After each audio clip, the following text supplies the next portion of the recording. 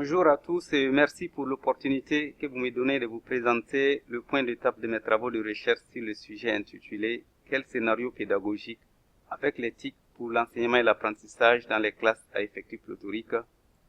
Le cas de la formation en ligne pour le certificat en informatique et Internet de l'université Ouaga 2.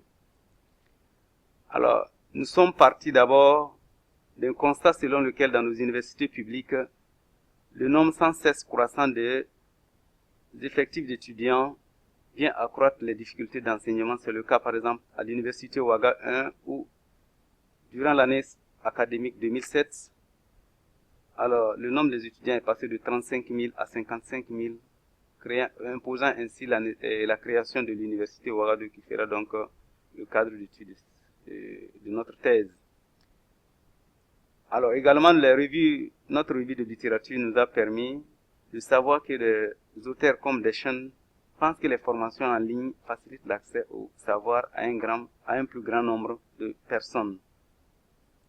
D'autres auteurs comme De Bruyne également pensent que l'éthique augmente l'apprentissage quand la pédagogie est de bonne qualité et quand il y a une bonne concordance entre les outils, les méthodes et les objectifs. Alors tout ceci nous amène à formuler donc la problématique suivante. Avec l'éthique, comment mettre en œuvre des scénarios pédagogiques facilitant l'enseignement et l'apprentissage dans les classes à effectifs pléthoriques. Alors, dans cette étude, il s'agira spécifiquement d'analyser les facteurs facilitant le processus enseignement-apprentissage dans les scénarios pédagogiques mis en œuvre donc au cours du CDSI de Ouaga 2 et de mesurer l'indice de satisfaction des grands groupes d'apprenants quant à l'effectivité des outils technologiques à faciliter leur apprentissage.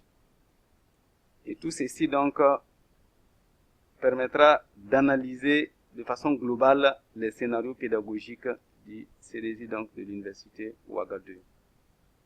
Alors comme approche méthodologique, nous avons d'abord comme public cible les étudiants de licence de l'université de Ouaga 2.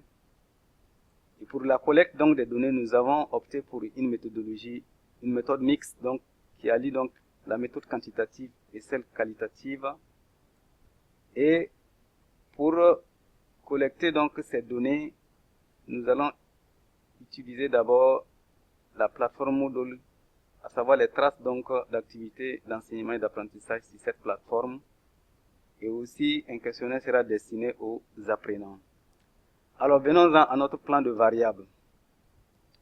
Alors, la première hypothèse que nous avons formulée est la suivante. Les scénarios pédagogiques avec l'éthique facilitent le processus de l'enseignement-apprentissage. Comme variable dépendant de cette hypothèse, nous avons les facteurs facilitant le processus de l'enseignement-apprentissage et seront observés les indicateurs comme objectifs, activités, à savoir les activités d'enseignement-d'apprentissage, le rôle des acteurs et les interactions. Et comme variable indépendante, nous avons les éléments constitutifs donc des scénarios et les critères, les indicateurs qui seront observés sont donc ceci, les informations, les motivations, les activités, les interactions, les productions donc de ces scénarios pédagogiques que beaucoup d'auteurs s'accordent donc à garder comme les éléments constitutifs donc d'un scénario. Alors, comme hypothèse 2, nous avons la formulation suivante. L'utilisation des TIC facilite l'accès aux connaissances des grands groupes donc d'apprenants. Et comme variable donc dépendante, nous avons donc le processus enseignement-apprentissage des grands groupes. Alors, les indicateurs qui seront observés sont la continuité donc des activités, l'enchaînement des tâches, la distribution des rôles, les types d'interaction, les proportions donc des groupes. Et comme variable indépendante, nous avons l'utilisation des TIC et là, ce sont les perceptions des apprenants vis-à-vis des outils d'apprentissage proposés donc qui seront analysés.